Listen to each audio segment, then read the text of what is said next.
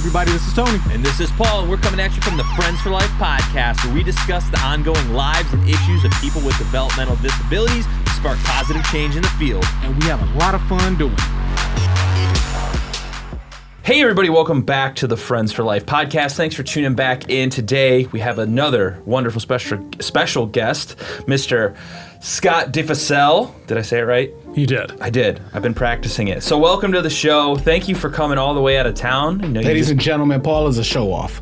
Because I wouldn't have been able to do that. But you're in town, you're doing some public speaking here locally, and kind of luckily linked up where you could swing into the studio real quick, so thanks for dropping in. So Scott, before we get into heavy topics that always end up happening, this field just projects heavy topics occasionally. So how did you yourself become a person involved in the IDD field? Because it's not a common path. That's what I was saying. It's like not the most common. And I think certainly my path here is far from common. So the backstory is the personal connection. My mom actually worked for the Lake County Board of DD in Northeast Ohio for many, many years. So that was my first introduction to the IDD community. But I ended up being business partners with my dad, still am today. Craig is my father and business partner. We partnered together in 2007 doing web design, graphic design, marketing. That's my background and training. Really? And for the first decade plus of our partnership, we were not focused at all. It was small businesses, nonprofits, so AKA millions and millions of potential clients in the United States. And we had a number of really core, loyal clients. But a number of them retired or were acquired or moved on to other things, and suddenly kind of woke up one day and realized, I'm not enjoying the work anymore. I'm not enjoying the people nearly as much anymore. Yeah. And we were in a really tough spot, and neither of us really had an idea what to do. We just knew that we wanted to work with people who were passionate about what they did. Fortunately, that's the point at which Resident Home Association of Greater Dayton found us and said, hey guys, we could use a little help with our website and promoting ourselves. And we got to know them as we did all new clients. We asked a lot of questions, had a couple meetings to understand them. Everything changed as soon as I asked that question. So what's your greatest need? You know the answer. It was instantaneous. Like I barely even finished. We need more DSPs. And at that point, both Craig and I kind of looked at them and said, okay, so cool. Give us the secret decoder ring. What's a DSP? My mom was on the community employment side of things, and she had retired about 10, 15 years earlier. So we just weren't that familiar with it, weren't familiar with the workforce crisis.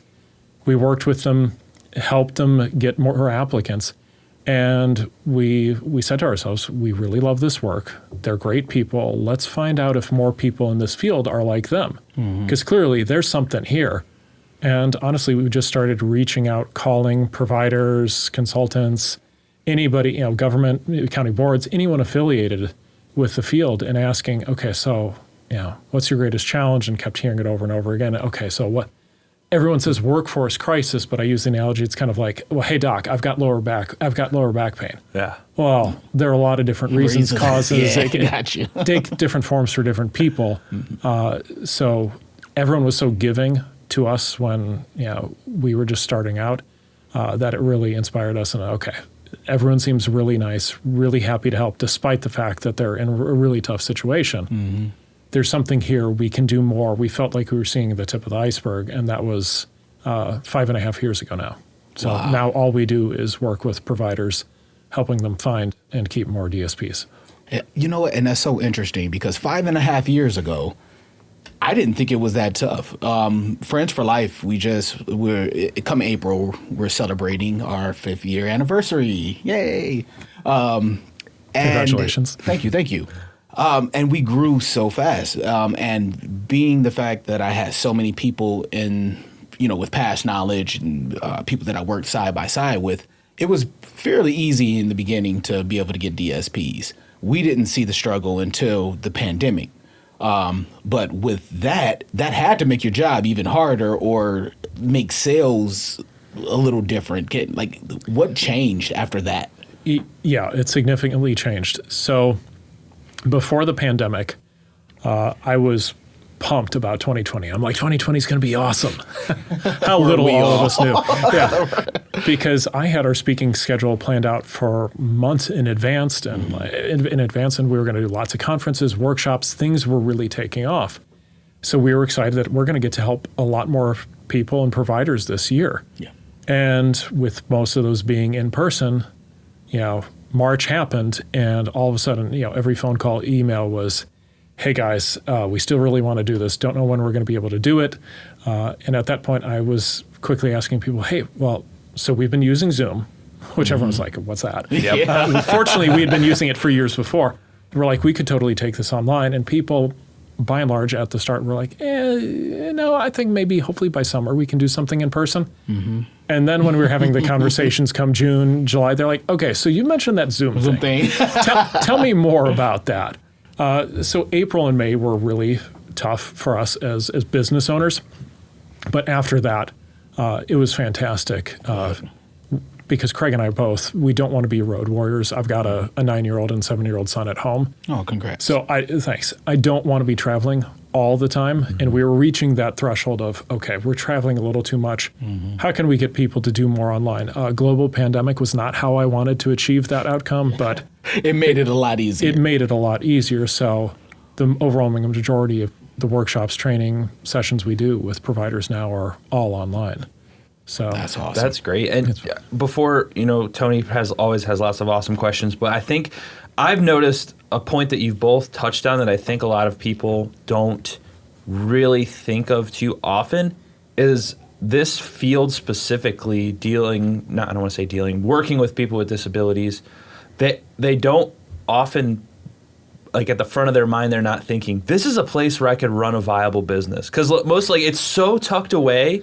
Like, because my grandma grew up working in this field just like you. I was exposed to people with disabilities from a young age, and but that's all I knew. Like, I knew of places like workshops where people work together, and that was it. Like, you don't deal with people with disabilities on a day-to-day basis, the average population. So you guys have both found ways to run viable businesses in this field, which I think is oversight, because they're thinking why would a business taking care of people need a marketing firm? Or you know what I mean? That. So where was that realization, not to be like, oh, I can make a ton of money here, but where was the realization, this is an arena that needs the same services that any other business in the world would need. Sure.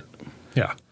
Absolutely. And clearly none of us got into this line of work because, hey, it's going to be super easy and I'm going to get rich doing it. I always throw that question out at workshops to change people's perspective. I think the light bulb moment for me was seeing that, okay, what my background and skills can help here, because in the meeting with RHA, I asked them, okay, if you have a cloning machine, staffing crisis solved overnight, who are you cloning? And they told me about one of their DSPs with all the characteristics you fully anticipate. Then there was a pause, and I knew there was more coming, and it was that, but he's not the best at paperwork. And I saw the connection that they couldn't see. It was, okay, this is the guy that they want to attract more of. He's not the best at paperwork. Yet what they had online to attract this person was an 18-page, I'm not exaggerating, 18-page PDF application.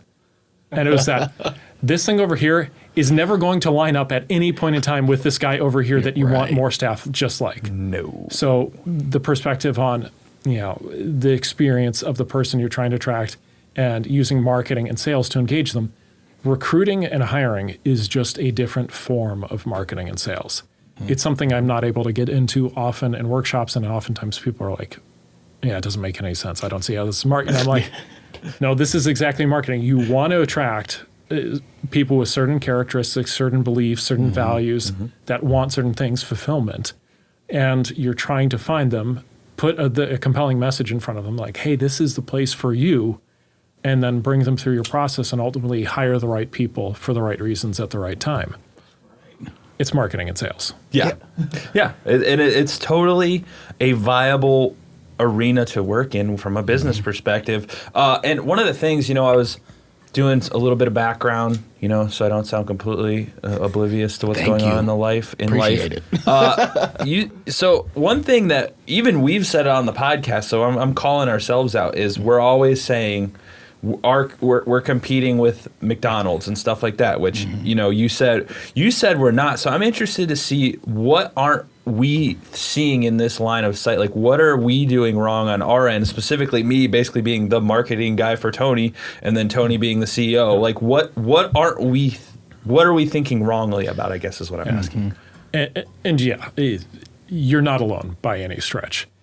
When I was doing that initial outreach to people to see, okay, is this a field that we'd want to work with? Are the people good? Are they like our first client in the field?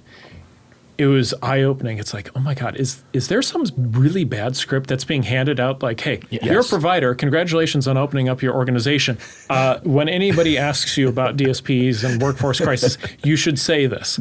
We're competing with McDonald's. The pay is about the same. It does feel that way. And here you have to be responsible for someone's life.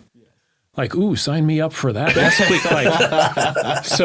So you're saying it's going to be hard work and I'm going to be underpaid, and we wonder why this message doesn't attract people. But it's so caring. Yeah, well, and that starts to get to it. A moment ago when I said, hey, did either of you, and not rhetorical, did either of you get into this work because it's going to be easy and I'm going to get rich doing it? No. Absolutely. Tried everything else to get rich before. So that's the reality. I ask it in every workshop. Nobody ever raises their hands. So we know that in our mind because I asked you and you consciously thought and responded to the question. And we know it in our hearts too, yet our words are constantly fighting what we know in our hearts and our minds. So that's where a big part of the problem stems from. And I get that on the surface, it seems like, well, McDonald's or Amazon or your local grocery store chain or Home Depot or Target are able to pay the same or more, unfortunately, in some cases. And yes, there's far more responsibility with the work you do versus like, hey, run this cash register or stock these shelves. But you're looking for a different type of person. The type of person you're after might take one of those jobs because, hey, you got to pay the bills, keep food on the table. Nothing wrong with hard work for a paycheck. But you know them. Like, think of that staff member that I said, like, if you could clone somebody, think of that person. Would they stay on that job long term? Would they find the fulfillment that they're after, stocking shelves or working by a register? I don't think so, not at all. No. Most likely not. Yeah. That's very true. And I think when people say that, it comes out of a place of frustration. Yeah. Because not to say it's easy to blame. It's just like you're looking for a logical, your brain always tries to go for this logical rhetoric of like, what am I doing wrong? And then it's like, we think, oh, well, everybody else is paying more. It's that simple. But like an example like of exactly what you're saying is, and Tony, close your ears. I've had people like there's marketing firms all over that need video people. And then they're like, I've had people reach out to me and say, you should do this. And I'm like, yes, but like, for me, the impact comes from like, there's like, if I work for Bill's Carpeting or whatever you want to call it, that has no impact on the world. I don't care about carpeting. Me trying to make videos to help sell carpeting while it could bring in some cash is not conducive to like I feel like with this we're trying to change perspective, life, like give people better wages. We're like fighting for a cause, whereas like I don't care about selling products. Like we're not selling a product, we're selling a mindset, like kind of that's what we're after. So I think you're dead on with that, and it's just never crossed either of our minds because we get caught up in the minutia. And that's what people like you come in and you're not involved. You can be like, hey, everything you're doing is dumb. And like that's what it boils down to a lot of the time because we don't see it. We are here every day doing the in and out. Well, it's something I was told when I was young. If you want to make a lot of money, you get into the field of money. That's what you do. Go Wall Street, get on the stock market. That's where you can make tons and tons of money once you know how to do things. And that's not taken away from anybody who may sell a service or a product, because you can become financially wealthy doing that as well. Absolutely. But again, just to reaffirm what you just said, when you're dealing with people, that is a whole different ball game. Yeah, I don't know. That was a tangent on my end, so Yes, sorry about go that. tangent. But what, like, do you have any advice for like how to change that mindset? Like, what companies can do to start looking at this, like how you're looking at it? Like, obviously they can hire. I got a question that kind of goes in with that. Okay, so what is it that you're doing that's not cookie cutter? You know, you don't have to detail all your secrets or anything, but if you could pick one tool or something that you do that most people like. Again, Paul and I, we sit down because it is our job to market not only this show, but you know, Friends for Life, so on and so forth, our services and everything. But is there a certain tool or anything that helps you? It starts with the mindset. So what I always start with in the workshops is addressing the McDonald's mindset head on, and just, you know, coming from doing this workshop at the Wood County Board of DD, you know, people, I go around at the start, I'm like, hey, what are you hoping to get out of today? And one of the first questions is like, I can't compete with everybody's hiring, you know, and like they're all throwing out $5,000 sign-on bonuses. It's insane. And I'm like, yeah, I know. We can't compete on dollars. Don't get me wrong. Everyone doing this incredible work deserves more than what they get. Yes. I don't have the magic wand to magically increase reimbursement rates to give DSPs what they truly deserve. So what I say is, okay, that's a limitation. It stinks. We cannot control it. Just as if, Tony, say you have a new person that you're going to start supporting today. That person's in a wheelchair.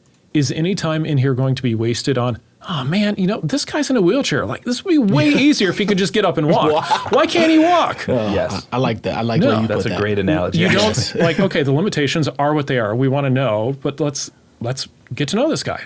Build a relationship. What does he need? What does he want to do? What's important to him? What's important for him? You get to know the person, and that gives us the hint of the trick of where to go. Yeah, radical concept for the field, so bear with me.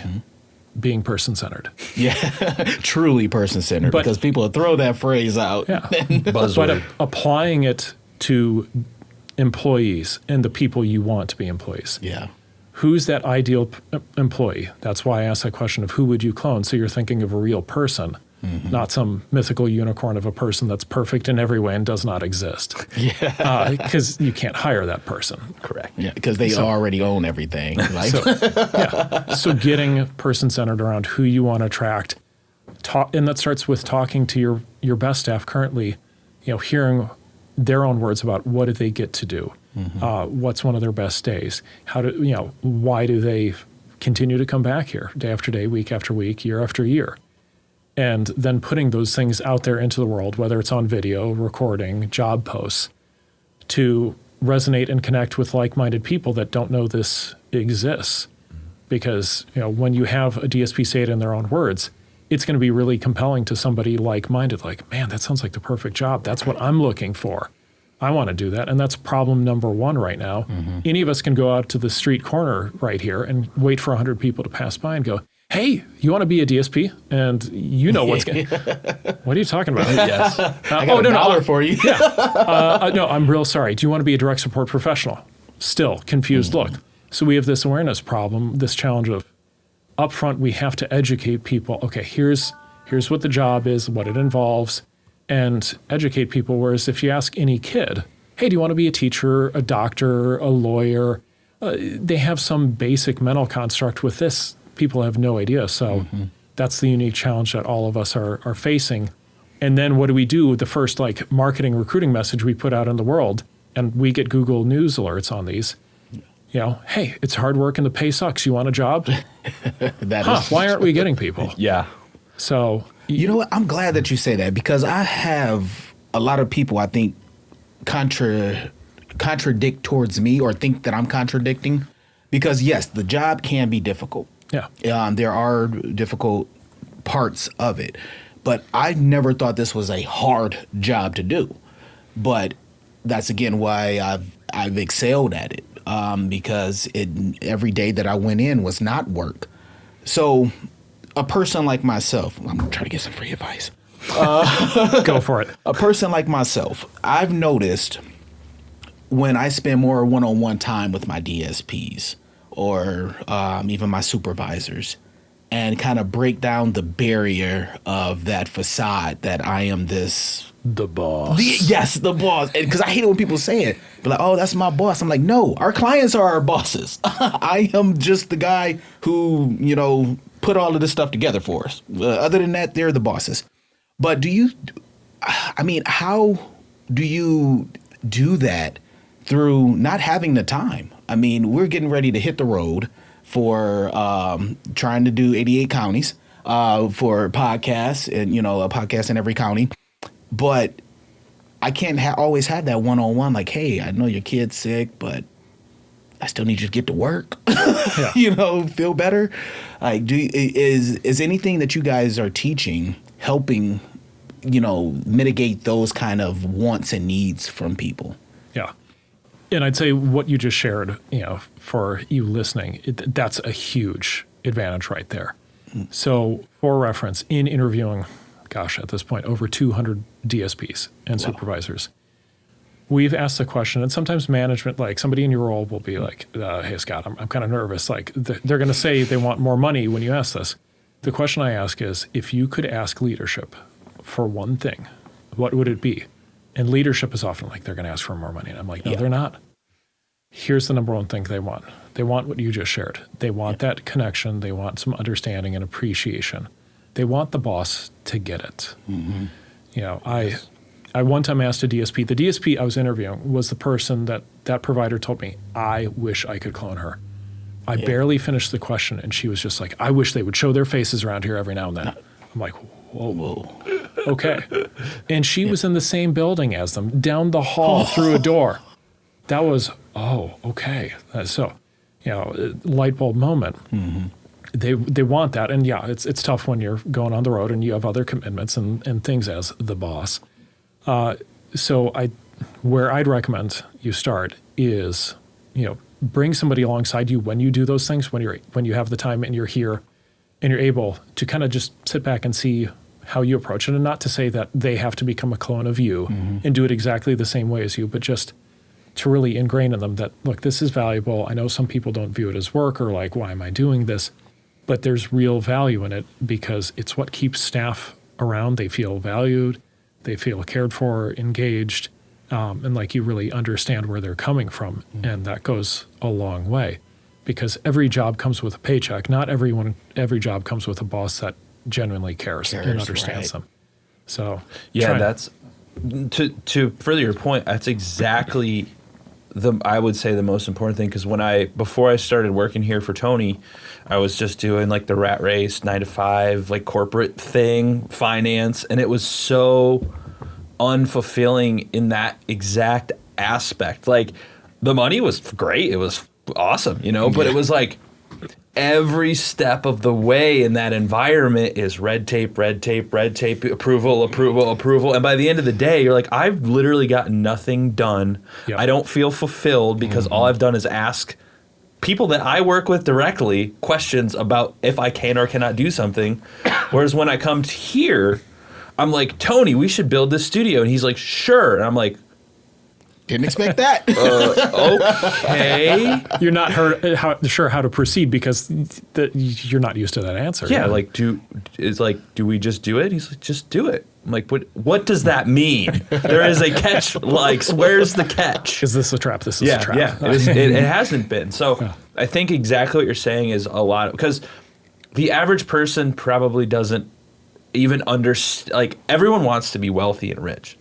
But I don't think we all really think that that's a realistic goal for all of us, because it's not, because not everyone can be wealthy because it's a finite resource. Whatever. I'll go down a wormhole of nonsense there. But I think the average person really just wants to go to a job where they don't want to die every single day. I think that's the main thing that everyone wants to do. You think that's right? I mean, from what you've been gathering your data? What I've seen, and I had providers email me a couple of news articles just last week about, everyone's so focused on the money, the pay, and now it's like, with the great resignation, everyone's worried about that too. How are we going to get workers? Everyone's quitting left and right.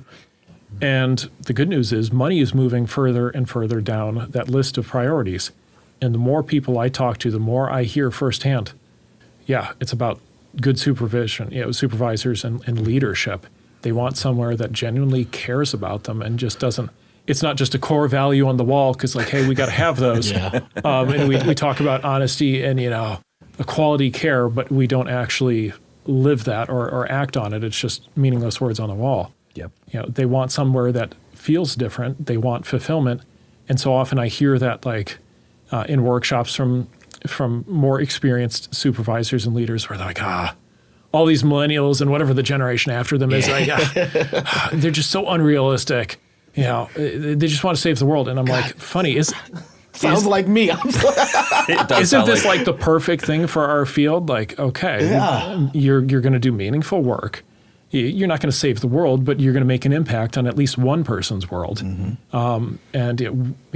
We understand person-centered and being empathetic and caring about people. And hopefully, most of us are extending that to employees. So I'd say the Great Resignation is a massive opportunity for you doing this work because people are looking for something different. They're looking for more than just a paycheck today. They're looking for something that feels right. And providers can certainly give them that and support them in unique ways. That's right. Man, you got me feeling like the movie Shutter Island right now. I am like so Leonardo in that. Like, I mean, everything that you're saying, I've said. We got it on wax and everything. Like, and I'm starting to feel like I do think different. I do have ideas, and I've implemented some, and they will help DSPs, at least have Friends for Life until they grow and we'll be able to pay more and so on and so forth. But, I mean, I just kind of got brainwashed, I think, with the rest of everybody. And, man, this was just a Matrix moment. Well, that's good. That's what people need. Yeah. Paradigm shifts are very important to, like, get you out of those, like, kicking your butt out of the old way of thinking, because that's what we need now is creativity. Yeah. And don't feel bad, because see it all the time. And I have a mentor that always says, it's really hard to read the label on the bottle when you're inside the bottle. Ooh. That is very true. It takes somebody from the outside going, hey, that thing right there, like, why are you doing that? And you're like, oh, man, I can't believe I'm doing that. Now that you say it, it makes all the sense in the world. But yeah, when you live it each and every day and you think about it over and over again, you obsess about it, and you're with other people that are saying the same thing as you, it's really hard to see a different way around it. Right. I 100% agree. And to kind of change topics a little bit, you said you busted out a keyword there, mentor. Yes. That's something Tony and I talk about a lot on this podcast, is how important it is for, a lot of these topics we talk about go broader scale, but since we focus on the IDD world, how important is it having a mentor, like, for growth and like mindset change and things, like someone who helps you along the way? Because I don't think a lot of people think about getting a mentor. It's not like something you sign up for. Like, I'm going to sign up for a mentorship. Like, and it's not always easy to find. For me, in our business transformed when I found the right mentor. Found one incredible guy about 8 years ago that had a program for agencies, in marketing in the web world like mine. And at first he was like, he was talking about focusing on a niche. And I'm like, that feels weird. I don't know about that. Like, would they want to work with me? I'm working with their competitors. Like, I feel like I might get bored. I like the variety. I like learning new things. And he was like, okay, yeah. I've heard all those questions before. And just as like I'm answering questions here with you, he rattled off answers to me and shifted my perspective. And, 6 years ago, went down this path of our business only being focused on IDD providers and organizations. And we've made that shift. It never would have happened if I hadn't found somebody else outside that, I was trapped in a situation. Things were tough. And, when things are tough, you don't always make the greatest decisions, things that you look back on and go, man, what was I thinking? Why did I do that then? But when you have the benefit of that outside mentor who's been there, done that, helped others, to answer your questions and show you the path, you've got to take the steps to go down that path yourself. But it's been, a massive transformation for our business working with him and one other mentor that I'm sure at some point I'll quote in this recording with you guys as well. Well, and it's very important too, because you brought up a lot of good points in what you just said, but having someone who's already made all the mistakes is such a big game changer. Like, it's like you could literally ask someone for some advice and they'd be like, dude, Like when I do video, I have a lot of friends that I will openly admit are 100,000 times better than me at this, because those are the people that I like to be around. But I'll often do like something and they'll be like, well, if you do it this way, you're going to save a bunch of time. It would have taken me 5 years to figure that out on my own. Where it's like a shortcut in life. Like this person's already made every mistake you could imagine. So why would you not take advantage of that if you can? And then, you know, the other point you brought up is that change is very uncomfortable. Change, especially when there's money involved, like in a business situation where you're doing something and you're on the precipice of like a new way of doing things. It's always like anxiety inducing, like, oh man, you never know if it's the right choice or not. No. You can never tell. So how do you work through those periods of change, which are constant? But like for us, we're about to do this road trip podcast thing. Neither of us really know what we're doing, to be completely honest with that. We're just going to go for it. So it's like, it feels anxiety, but then you get into the moment, you're like, you decide real quick, like this is right or wrong. So how do you work through those periods of that anxiety inducing big change that you dealt with 5 years ago or whatever? Yeah, it's certainly tough, still learning where my mind naturally goes. So I just alluded to my one mentor named Brad. He has this phrase that just has burned itself into my mind at this point, and I shared it in the workshop I just did, and we'll continue sharing it. Start simple, get fancy later, if needed. Yes. I am what I like to call a recovering perfectionist, combined with entrepreneurship is not always the best mixture. So striving for that perfection just leads to a lot of inaction. Right. Striving for progress, and just imperfect action leads to that progress. So I keep going back to that. Okay, start simple. If this was just easy, how would I embark on this road trip? What does the easy version of it look like? Is one way to go about it. And then Brent, my other mentor, after I had a massive project go horribly wrong that led to the best of us. Led to the point where I was like, I need a change. Unfortunately, had to hit that rock bottom to take off on this path. I was talking to him about, okay, how do we avoid this in the future? And he said, well, before a big project or thing you're going to start, kind of do a retrospective in advance. Okay, it's 6 months in the future. We've done this road trip. If something's gone horribly wrong, what are we sitting here 6 months from now talking about? What was that thing that horribly went wrong? So to think through it that way. That reminds me of like the Tim Ferriss fear setting principle. I don't know if you guys are hip to that, but it's exactly what you just said. He's like, okay, whatever's going to happen, imagine that the literal worst case scenario is what happens, and then figure out what you would do about it, and then you have nothing to worry about anymore. And most of the time, it won't come to that. It'll be rarely. Oh, we got a little flat tire on the road trip. Like, oh, cool. We got a spare. Who was that? There's somebody else with one. Is the 5, 5, and 5? Am I going to think about this in 5 minutes, 5 weeks, or 5 years? Like, is it going to affect any of those? Yeah. And these are all great principles to work off. And I think a lot of people could gain a lot of value in this field from thinking like that. I mean, all things in life can be solved by a mindset changes, a lot of the time. And I think one of the very big challenges, eye-opening, I can't remember where I read this, but in reading recently, someone was talking about that people in like the position of, say, a DSP, like entry-level type position, they're often trapped in the past. Like, I got in trouble with the boss for this yesterday. Yes. Like, I want to avoid that past pain again. Supervisors are trapped in the present. They have all these fires that they got to constantly put out, and I hear it from them firsthand more and more. Scott, I used to worry about staffing, making it to the end of the week. Now I'm worried about making it to the end of the shift successfully today. Yeah. They're trapped in the present, and then leadership, as the owner or executive director of, the provider, they have to be thinking into the future. Okay, what do we have to do to make it through the year? What's our 3-year, 5-year, or 10-year plan, whatever flavor you choose? And different people in different roles are thinking about things, time in different places.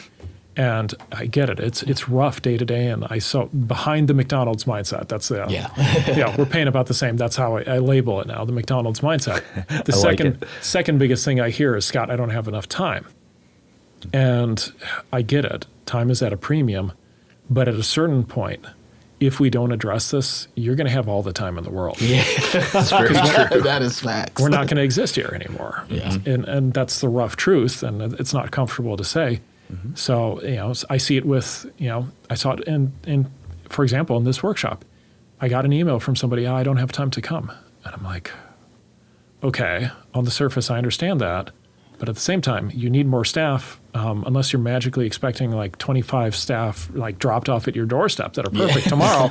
You should probably find a way to come to this workshop or find somebody in the organization who can. That is sacrifice. That's what it boils down to. Yeah. We have to sacrifice in order to get what we want. And like you said, get comfortable being uncomfortable, people. I think try and look at it. Yeah. Is this decision I'm making right now, is it a little uncomfortable, but is it short-term pain for long-term gain? I see so many things set up where it's all about, short-term gain, but long-term it's pain, and it's things that people can't see. For example, I was just talking about this at the workshop, the job applications online. Like if I come to your organization's website, so often I see providers put up like they've got the big fancy HRIS or ATS system. And it's, let's ask all 150 questions right up front so we get all your information. And I'm like, you're in a spot where you want and need more people, and that's the barrier you're putting up for people right away. Well, they're like, well, Scott, I want all their information up front. And I'm like, I get that that's helpful and valuable for you. And I'm like, we're going to get that. But if nobody's applying, isn't that we're getting short-term gain for the few people that actually fill that out, but long-term it's pain because, man, why don't more people apply? Where is everyone? Well, reorder the process. So, okay, a little short-term pain, make that online application shorter. What are the essential things you need to know so that you can move them to step 2 of the hiring process? Then cool.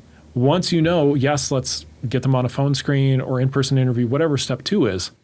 All right, then they're physically present with you. They're more invested. They're not on their phone. They're going to expect some paperwork. Then you can ask more of those questions. So yes, it's reordering. Yes, it's a little uncomfortable, but it's that short-term pain, long-term gain. And I think that's very important because as someone who's made it a life goal to never have to fill out a resume ever again, that is like a primary life goal. I absolutely hate resumes, and I don't think Tony knows this, but I went through all your hiring stuff on Facebook and deleted like 90% of the questions. So thank you. a long time ago. But I hate it because our applications are like book thick. So like you're right on there with that, and this has been something that we changed. I'm going to give everybody a quick tip on one way that we did something, and maybe you guys can try it, but make sure you get the okay. We would fill out a lot of the application and just have them sign it to verify that it was completed. I don't know if that's legal or not. I don't either. I can't speak to the legality. To the legality, who knows? But that's what we did. But it protected us from at least 3 people who had 2 other offers elsewhere. And waiting for BCIs and all this extra paperwork, it was not feasible. So, yeah, you make a very good point with why marketing could be so beneficial to a lot of places in this field, because if essentially, like you said, putting a 150-page questionnaire on your front page is basically like saying we're desperate. The first thing you need to see when you open our website is how desperate we are for employees. Whereas, like from a marketing perspective, it's not a good look. Nobody wants to work for a place that's desperate. It's just not a good feeling overall. So that is a very good point. But I want to talk here before I forget. You have generously gifted Tony and I books. We love books. So what was the inspiration to write a book? Because that's a lot of work. That was like, what was the thought behind the book? And then, like, obviously where people can buy the book, because I can't wait to get home and start reading this for myself. So what was the inspiration behind it? Where can they find it when you're done with that? Sure. So the inspiration, you'll see it when you open it up. Page 1, the first line is, it's hard work and the pay sucks. You want a job. That was, it keeps coming up here. That was the inspiration. Craig and I just got so frustrated seeing that message out there online over and over again. Yet when we have these face-to-face interactions or talking to DSPs on the phone, here's a little example, a quick tangent here. When Craig and I would interview DSPs personally, we would often try and schedule them intentionally for Friday afternoon. Here's why. Because it always made us feel better about humanity. It was always it was a positive way to end your week. Yeah. So it's like we have all this negativity out there in the world for everyone to see. But when you're one-on-one, you hear these incredible stories. And sometimes at first they don't always seem incredible. I was interviewing a provider in a workshop and asking them, okay, we're talking about the job post. And I was trying to get stuff out of them, like, what are the things that staff get to do? It's a small word, but there's all the change in the world. So often in job posts, we focus on all the things you have to do. Yeah. And well, that's not why anyone comes to work every day. Nobody's telling you, hey, Tony, thank you so much for giving me this job. I love paperwork and documentation. Thank you so much. I'm grateful. No, they don't come back day after day because they come back because of all the things they get to do. That feeling. So we were talking about that, and it was crickets, and that didn't normally happen. And I said, okay, well, has anybody here been a DSP before? And a couple of hands went up, and I'm like, cool. So tell me about one of your favorite memories, a time where you impacted somebody. And one woman just like nonchalantly, I helped somebody get their driver's license. And I'm like, that's a big deal. Yeah, it's a big deal. And I was like, okay, there has to be more there because, sorry, when you say it that way, to me, that sounds boring. No offense. Because that sounds like a trip to the BMV. And it's not a time where I have to go because I got to, do my thing. I'm going with somebody else. Like, no, thank you. I'm like, so there's more there. What's there? And she's like, well, it was kind of the first domino in a chain reaction for better. Is their little bit of freedom because they had their driver's license. That person could get their job. When they got the job, they were able to eventually get an apartment on their own. So it was like a new door opening for them. And I'm like, that's it. And you could hear it in her voice. Everything changed. The mood and atmosphere in the room changed. And those are the kind of stories that we wanted out there. And we kept hearing those types of amazing things. And it's like, that's the message that should be out there for the world to hear. Like, yes, we need people to advocate for more money for the work, but let's show people why this is of real value and significance. And we wanted to show that and also break down our model, the DSP magnet, for how people can start to find, get, and keep more of the amazing staff that they need. Because there are more people out there like you. It's not easy to find them, but there are ways that work. So that's the inspiration. Definitely so. And I just found a quick favorite in my part in this book already. The acronyms, bro. People, they got the acronyms of our field, and it's like very important. It's thick. Yeah, we got permission and had some outside help with that. But yeah, 'cause Craig and I kept finding ourselves like still to this day. Yeah. I mean, I've been in meetings in the past month where I'm like, okay, so really cool. I have no clue what you're talking about. Give me the secret decoder ring, because we make it insanely hard on ourselves because we have like acronyms that pretty much everyone uses in the field.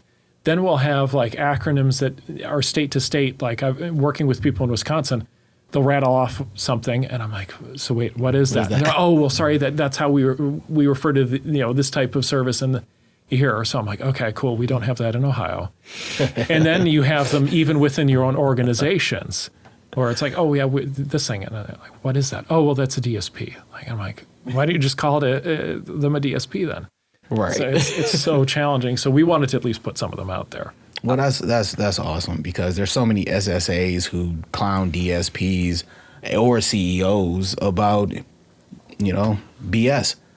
I know that acronym. That's one of our favorites. And, I think that also raises a lot of great points. We're just point after point here is just awesome today. I feel like we could just talk for like 3 hours. Man, this could be a much longer podcast, people. I think you've hit on a very important point. I think a lot of, and I've said this on previous episodes, a lot of the problem we have in this field right now is a huge PR problem, because like you said, helping someone get their driver's license sounds very boring.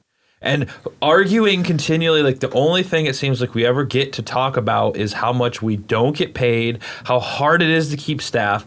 That is not appealing. Like, no. if let's for instance, large grocery store chain Kroger around here, okay, like in the U.S., Midwest, I don't know where they're everywhere now. But like, could you imagine going on Kroger's website and seeing a video of them complaining how they can't hire anybody, nobody's making any money? Like that's nobody would ever want to shop there. You know what I mean? So it's like, I think there's a huge PR face. Like we need to be telling more positive stories from the field, which we try to do. But like even like when a podcast like this comes up, we also want to balance it with real factual information of things going on. So it's like a tough balance. Absolutely. And as my job, I feel like, you know, I kind of fall down that rabbit hole too, because I just monitoring people talking about the problems, whereas we need to be focusing on the good aspects. Because like I said, like you said, nobody wants to come to a place that's complaining all the time. Yeah. Like we can't even get anybody. Like that's not appealing to me. Yeah. I wouldn't want to work at a place where they couldn't hire anybody either. Yeah. You know? Yeah, I mean, it's not this clean and clear, but you know, everyone wants to go play for a winning team. Mm-hmm. It's really hard for the teams that are just perpetually losing to, you know, convince free agents to come work with them. Nobody really wants to be on a loser team. Mm-hmm. So yeah, it's time for us to start talking about this more positively, and I'm all for. We do need to advocate for changes and increased pay, but there's a different way to go about that, and I think person-centered applies there. You know, if you're a government official, everyone is coming to your office, hand out, hey, we need more money. We need more money. And it's easier for politicians to, these are all the fire chiefs. Everyone needs the fire department. Everybody knows them, or the police. They're like, okay, hand out, we got to give them more money for, better equipment and this and that. That's going to get me reelected. Developmental disabilities, what's it, DSP? Like, I don't know. I don't understand. It's not a big hot button issue. Like, you just need more money like everyone else that's going to follow you for the next 5 hours into my office and my schedule. It's not a compelling message. Like, certainly it's part of the message, but some more positive stories showing outcomes. Here's what we're doing. Here's how we're helping people. These are the amazing people doing this work. Here's where they could use some more support and help from you. Yeah, I think that's very important too. But enough. Let's lighten this up a little bit, Tony. I think you know what time it is. It's time for rapid fire.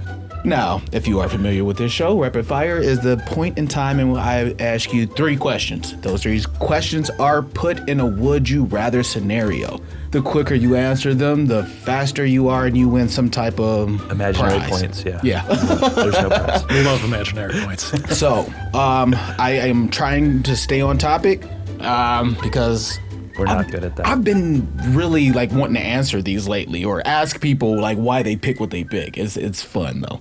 So, are you ready, Scott? I'm ready. All right, buddy. Would you rather be able to control your dreams or record them? Ooh. I think I'd much rather record them. Okay. I don't know.